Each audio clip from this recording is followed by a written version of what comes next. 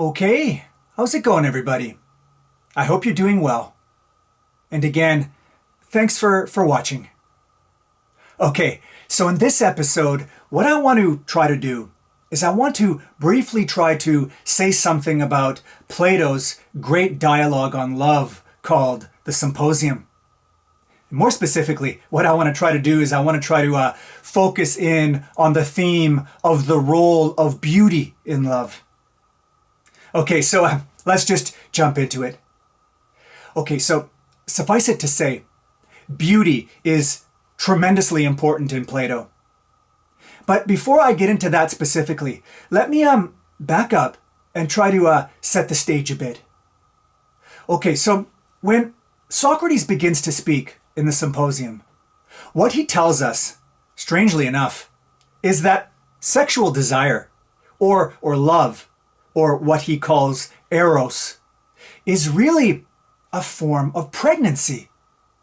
In other words, everybody has a fetus within them, he says. And what he means by fetus is something like this. What he means is that we all have inside of us some kind of inarticulate idea or creative project or simply the potential for goodness, for being a better person. And at one point, we all long to try to give birth to this latent potential life inside of us. Okay, but here's the thing. This is impossible to do on our own, he says. And this is where the role of beauty comes in. So what we need if we want to give birth to all this latent and potential life inside of us is, someone to be inspired by. What we need is someone that we consider to be beautiful, not ugly. And this is because we just can't give birth in an unattractive medium. Ugliness, in other words, can never bring out the best in us. As Socrates says, in the face of ugliness, we retain our children unborn and we suffer badly. Now, surely he's right about this, no? I mean, for example, think about the effect that ugly architecture or an environment has on us. The kind of spiritual desert it leaves us in. It's very difficult to feel inspired and creative with ugliness all around us, caught inside a dead and cold and unrelated world. You know, it's no surprise that studies show that happiness or well-being is most easily achieved not by health or wealth, but by living in an aesthetically beautiful place. You know, it is really sad that we tend not to notice how much of our own lack of inspiration and unhappiness reflects our immediate surroundings. And it's unfortunate that if we do, that we are apt to tolerate much more ugliness than we should endure. The presence of beauty is just so important. Anyway, so for Socrates, what beauty does is it incites us to take flight to all of our highest aspirations.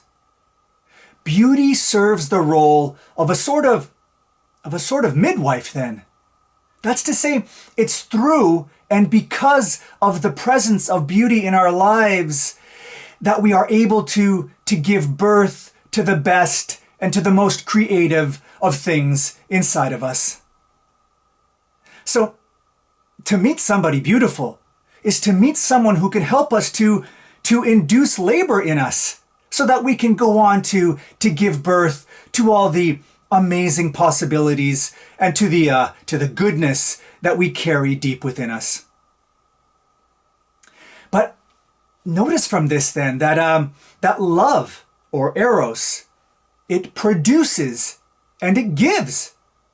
It doesn't take. That's to say, love for Plato, is a swelling. It's a plenitude or a fullness that needs release.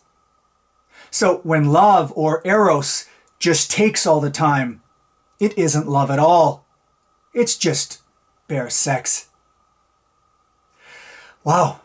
Okay, so I want to leave the topic of beauty for a moment and mention one more very important thing here. And it's this. It's that according to Plato, when we love, what it is we ultimately want is a kind of immortality for ourselves. Now, at first glance, this might seem strange, right? But actually, Plato thinks that it's at the very heart of our drive in love. Okay, so what does he have in mind here? Well, so he thinks that in love, this immortality manifests or expresses itself in two ways. The first way is pretty obvious, and it's something that makes sense from a scientific or evolutionary perspective. That is, in love, this immortality manifests itself in having a biological child with our beloved. Through reproduction, it could be seen that a part of us, our resemblance or our genes, lives on after we die. And in this way, we achieve a kind of immortality, or at least extend our existence for a time. Okay, but as normal as this might be for many of us, it actually turns out that this is a second grade option for Plato. For him, the best way of going about achieving immortality is to, through one's union with another beautiful mind, is to go on to give birth to great works of art, or to great ideas, or to goodness and virtue. Call these your mental or your spiritual children, as opposed to your biological ones. Birth, say, in soul rather than in body. Now, Plato says that children of this sort, spiritual children, will last way longer than your biological descendants will.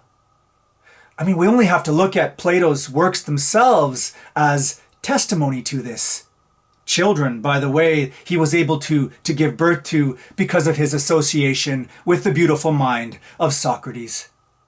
In any case, through them, these imperishable ideas, Plato is still alive and well in the 21st century. His children have provided him with immortal glory and remembrance, to quote his own words.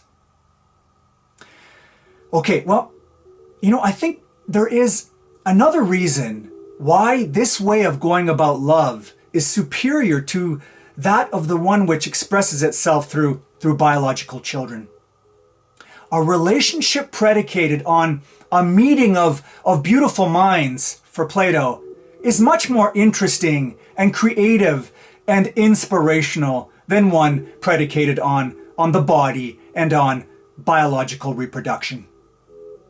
In other words, Plato seems to be suggesting that we get far more out of a love relationship which is grounded in things like discussion and debate and mutual education and mutual inspiration to create things than we do from one whose central focus is on the raising of children and on the everyday practical items that are associated with this. Ultimately, love for Plato is all about turning us away from the ordinary and from the mundane and towards the extraordinary and the sublime. Bye for now.